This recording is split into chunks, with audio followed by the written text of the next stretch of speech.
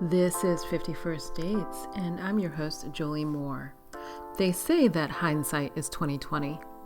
I decided to find out if that's true. Every week, I'm going to read a chapter from my memoir, 51st Dates, then give you the backstory and commentary on what really went down. It's been 2 whole years since I went on these dates, and I'll be experiencing them along with you as I read. We'll find out together if my future self learned anything. I don't know if I have anything figured out, but at least we'll share some laughs along the way. Dating in Southern California is nothing if not entertaining. Ready? Strap in. Let's go.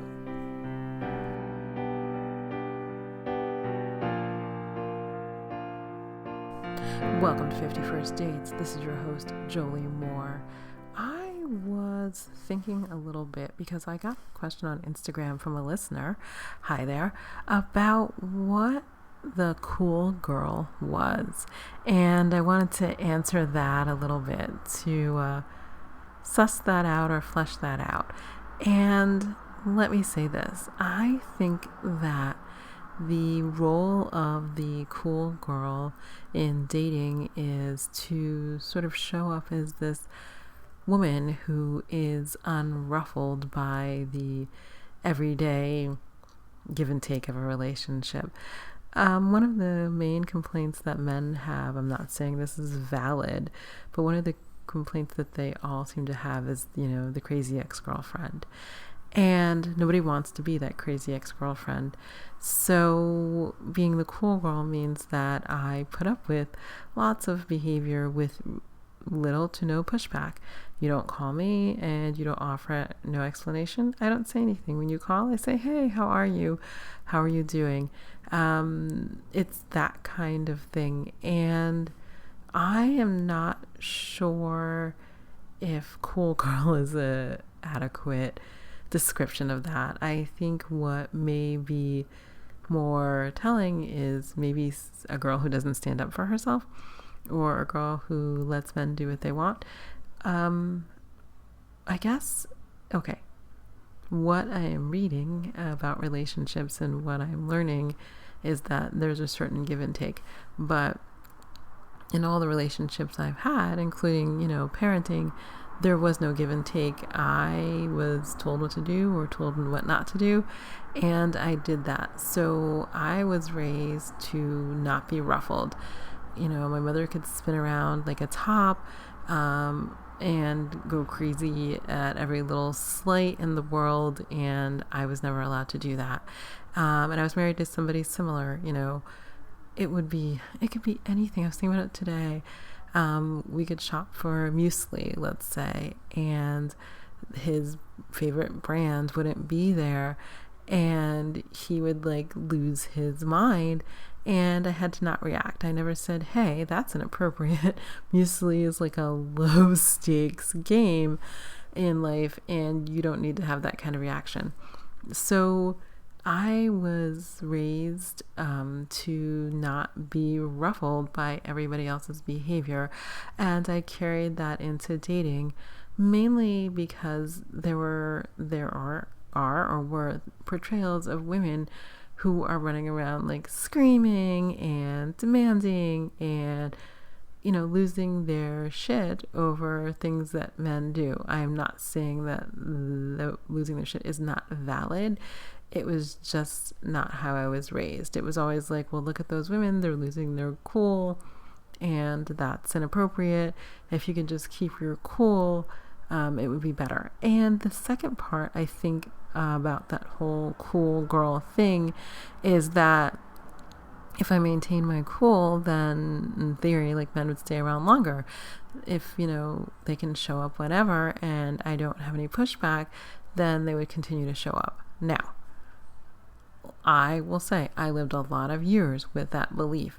I do not think I have that belief anymore, at least in my life, because what it has resulted in is a bunch of equivocal men. It's like classic car guy. They don't call, they don't text, they don't write, and they show up whenever, and I'm supposed to be open, welcoming, loving, whatever that is. But Thunderbolt was the same way. He would disappear for a week, 2 weeks, whatever period of time. And then he would text and be like, hey. And instead of me saying, well, it seems inappropriate that you disappeared, and now you want me to continue on as if you never disappeared, I'm just going to respond back, so good to hear from you. What's going on? But that has resulted in is half-assed behavior, half-assed treatment, men who are not that into me, but I'm here for them anyway, breadcrumbing. I mean, you can call it what you like, but what it has led to is just fundamental mistreatment, where people don't treat me fairly or nicely or even with due consideration. I'm not looking for, I was not looking for these men to declare their undying love and be at my doorstep, with roses anytime they made a misstep. But what I was looking for was consideration, and the cool girl doesn't get consideration. So the cool girl is gone. That said, I'm probably never going to be a screamer because I'm not that person.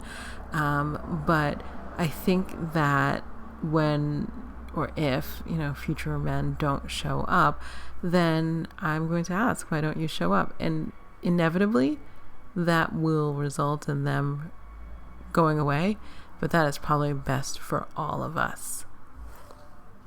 So the cool girl is gone, and the woman who needs kindness and consideration is here.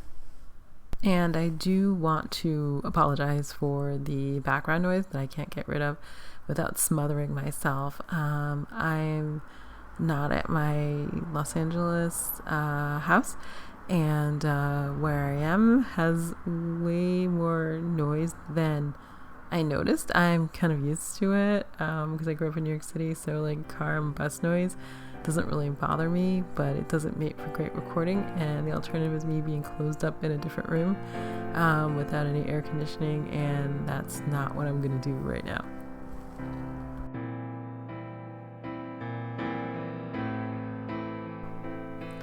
Chapter 33. Damn it, you can't go back. September 2. A summer away reinforced classic car guy's emotional unavailability, but I knew it was the same for Thunderbolt, even though I think I didn't want it to be true. So I made a pact with myself. I would not, under any circumstances, reach out to him. If he never called again, I'd brush off my hands and move on. I hadn't been home from my summer vacation for more than a handful of days before he texted. Thunderbolt, back in town? Me? I am, are you? Thunderbolt, indeed. The vibe we had going before was that after this, I'd cut to the chase and invite him over. Then he'd drag out some kind of reluctant response. It was emotionally exhausting to feel like I was on the chase. Plus, I was busy, so I didn't respond at all. 30 minutes later, I get another text. Thunderbolt, busy later? Me, tonight, yes, have kid. Tomorrow is free. Then I reached out on Labor Day because it was my only child-free day out of a dozen, and I wanted to see him and I wanted to get laid. That text set off a series of fantasies in my mind. In them, he was super cool and interested in my life, how he'd pick up on all the funny and interesting threads we dropped before I laughed, how there would be all this amazing sex. Trust me when I say that I knew I was spinning out fantasies in my head. What I couldn't put my finger on was what in the hell was really going to be. All that chemistry from June, it had fizzled out when he showed up at my doorstep on a hot as heck night in September. I'm not sure what I wanted or expected, but it was all a paler shade of what had been. We chatted, we kissed, we did the acrobatic sex thing, and it was all just meh. It was as if all his emotional unavailability made him less attractive. I went from 8 orgasms a night in June, 8, to none in September. No matter what he did, I didn't feel anything. What do I do with that? I've been following the Michael Steinberg method and worked up one very interesting conversation with a guy. Another had started off promising before it devolved into a conversation about his boot fetish. Pro tip, getting your fetish out front, good. Not getting to know a person before getting your fetish out there, bad. Another cute guy was just too damn young. He was the same age as classic car guy and maybe almost as immature. 9 months in, 9 months of dating, and I feel like I'm back at square one. On Thursday, I was lying in bed waiting for sleep to come when I realized I missed a big social cue. I'm not sure how much therapy I'm going to need, but I'd do anything to fix not only my guy picker, but my cue reader. Did I mention that Thunderbolt got all dressed up? It only took me 3 days to notice that he made that kind of effort, that I immediately felt bad because I'd been a bit of an asshole. If dating was a mirror, mine wasn't showing a very kind reflection. After a half hour of debate, I decided to send a text. Me? It was good seeing you Monday night. Before I sent that, I did the thing all the mindfulness books tell you to do. Divorce yourself from the outcome. I decided I'd send a message to be nice, where maybe I hadn't been in person. He put himself out there, and I'd spun around in my head. After I hit send, I went to sleep. I woke up too. Thunderbolt, same here.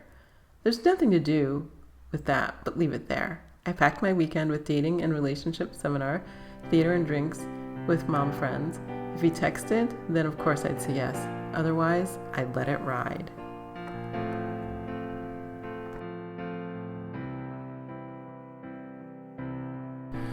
Wow. Okay. I sort of remember that. Actually, I remember it quite well. But I left out something which to me I thought was already in there and written down, but apparently not. So like that like first weekend in September or whatever was really sort of, he was so weird. But he's always so weird. I swear to God, he's got like, it's like the man with 1,000 faces. 84 of them don't have confidence. 16 of them are an asshole. Sorry, those proportions are off. Okay, forget math. Okay, so he came over. I remember that. I remember he was wearing like a button-down long sleeve shirt. So in like LA County, or at least Southern California, probably excluding San Diego, September is the hottest month. I absolutely hate September in Southern California because it's like 80s or 90s for like weeks before it mellows out to like regular 70s weather. Maybe August is like that too. I haven't been there in years, but September, oh, it's horrible. And so let's just say it's probably like 90 degrees that day. So he shows up to my house in like a long sleeve button down shirt, like actually buttoned with the sleeves down, and like, I don't know, like dress pants? I can't even remember. And all I could think of when he walked in the door, I looked at him and I go, okay, it's hot outside, right? Like, are you hot? And he's like, no, I'm fine. I'm like, but it's like really hot outside. I'm surprised you're wearing so many clothes. He's like, no, I am fine. And I didn't say anything else after that, or maybe I did, because I'm that kind of person. I mean, I have air conditioning. We were not like living in a world with like out air conditioning. And I don't remember if he had that car yet and drove. Oh gosh, I actually don't remember anything about that. So he comes in and we're like standing around in the kitchen. I don't know, I was getting water, who knows. And he walks over and like hugs me, but we're not like huggy people. And I was like, what is going on? Like, in my head, I was just like, I was standing by the stove and I was like, it was so awkward so we have like the clothes he's wearing, even though it's like a bazillion degrees, and he's trying to hug me.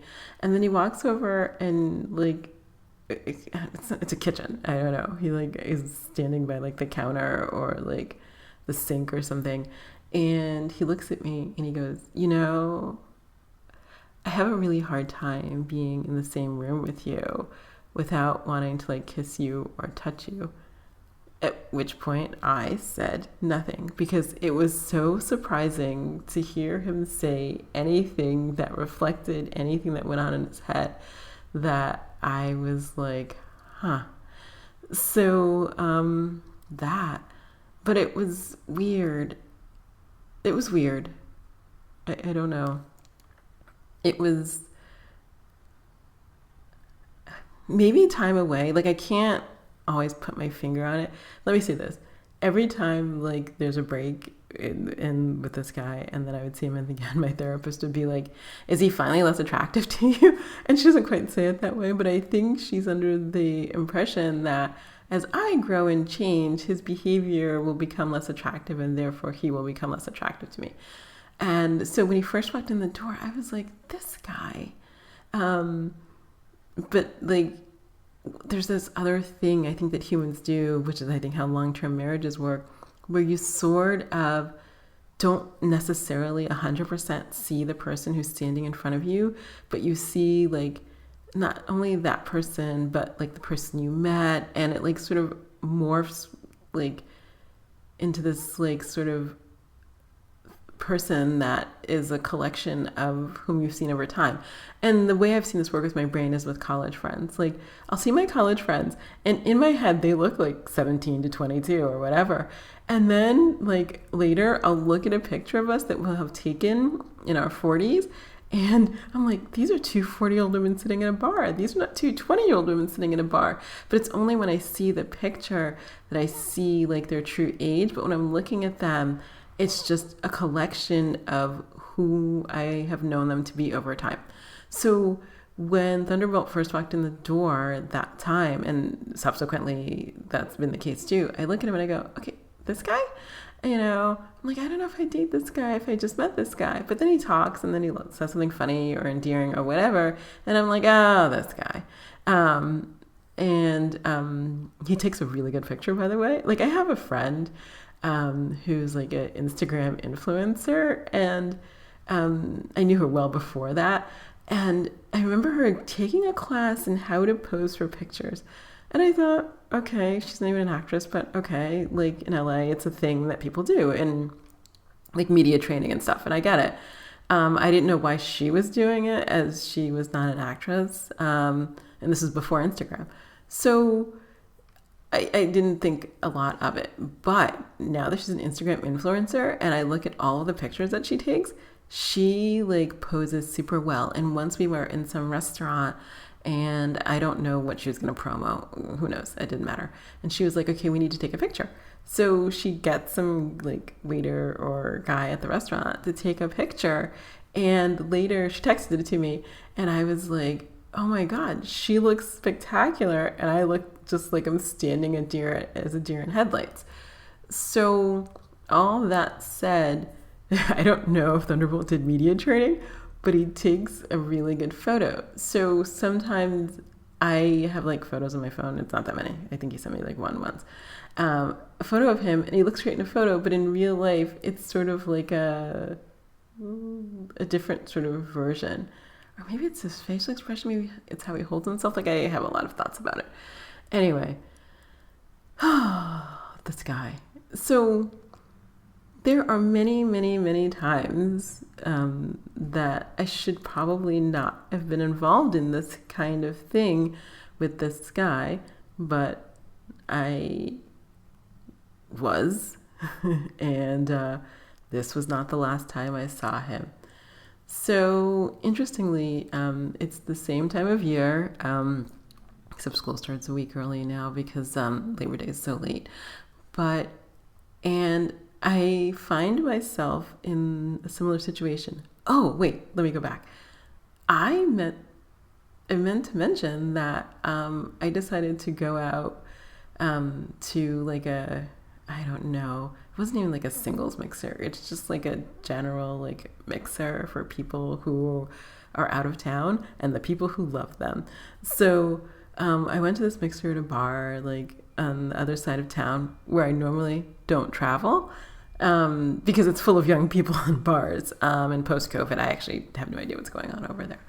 But I was on Facebook and somebody's like, we're having a mixer and they haven't had one since 2019. I was like, oh, you know what? I'll go to the mixer. So I like pull myself together, talk myself into it, like, you know, at 8:30 at night when I'm leaving, and I'm thinking, you know, I could just go to bed. Like nobody would be like none the wiser if I just went to bed. But I went to a mixer. So at the mixer, I met this guy because I'm that person. So when I got there, there was maybe like 50 or 60 people. When I left, maybe there were like 200 people. And because, you know, whatever. So I like spent 2 or 3 hours there, maybe longer, talking to a bunch of people, but I spent a majority of time talking to this one guy. And I was like, oh, you seem so normal. Like, there's no weird push-pull. You're not like flirty. You're not weird or whatever. And I got back and I was like, this was like the best conversation I've had with somebody I've met organically in a long time. Let's get together again. And we will in a couple days, whatever. But because he's an adult and he has a job and he has stuff to do. But what was interesting is that I was talking to somebody about it and it came up and she's like, what have you been doing? And I was like, oh, I've been going out to do stuff. And I met this guy. And she was like, oh.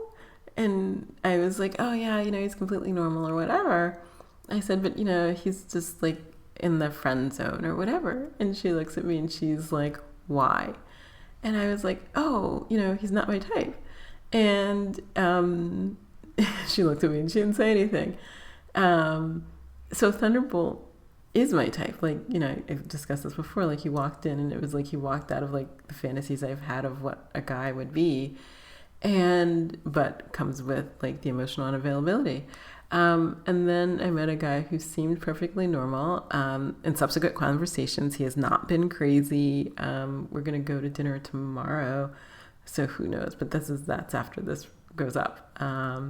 So if it goes well, maybe I'll report back. But so she was like, he's not your type.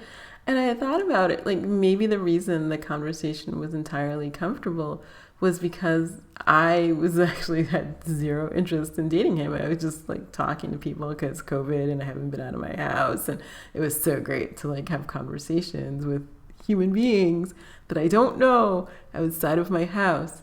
But we have had a lot in common. And when I was thinking about type and I realized that that's a thing and I might have to like step away from it, not yet ready, which shows my level of maturity. I was trying to think about like, 'cause we were texting yesterday or emailing about like restaurants or whatever. And I was like, oh, I hope he doesn't think it's a date. Like I had not like thought about it from his end because once I had like dismissed that, I haven't thought about it since. And I guess I'll go tomorrow and I'll find out. 'Cause there's nothing like, going to find out. But I would never say out loud, but like, I guess I'm going to say out loud. Like when she said something, she didn't ask again about the type, but I was thinking to myself, there's like nothing wrong with him. Like he's like fit, he's in shape. He's actually probably not that tall, but he's probably the same height as Thunderbolt.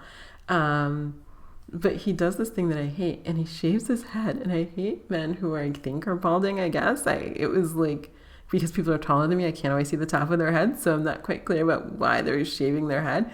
But he had shaved his head, and I'm always like, why do people do that? It's like, it's not a thing I like. A lot of people do like it and bully for you, but it's not my thing. I like long hair, and the absolute opposite of long hair is shave my head. Now, I hear myself. Like the guys with long hair, but they're emotionally unavailable and a bit nuts. Met a guy who's perfectly lovely and delightful with a shaved head, and I'm like, I don't know. So I am not unaware of my foibles. And with that, I will leave you. I usually record on Sunday, but I think I was biking on Sunday, and then I don't even know what I did, but I was too tired to do this.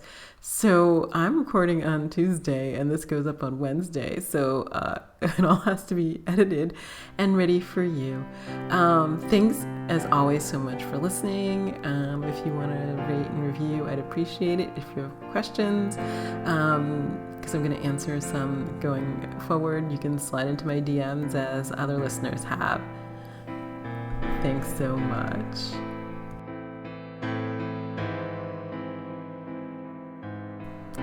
I'm Jolie Moore, and this has been 50 First Dates, the podcast.